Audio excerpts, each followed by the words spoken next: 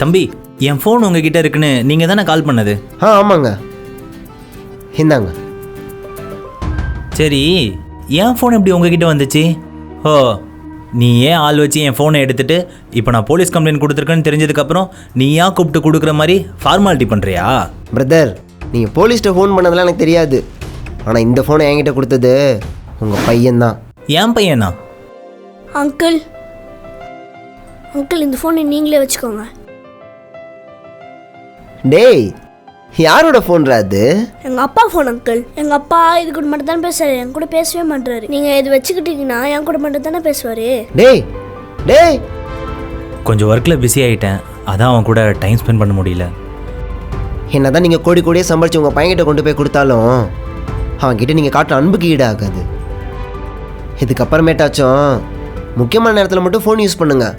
மற்ற நேரம் எல்லாத்தையுமே முக்கியமானவங்களுக்காக யூஸ் பண்ணுங்கள். உங்களுக்கு புரிஞ்சிருக்கும்னு நினைக்கிறேன். அப்போ நான் என் வேலையை பார்க்க போடலாமா?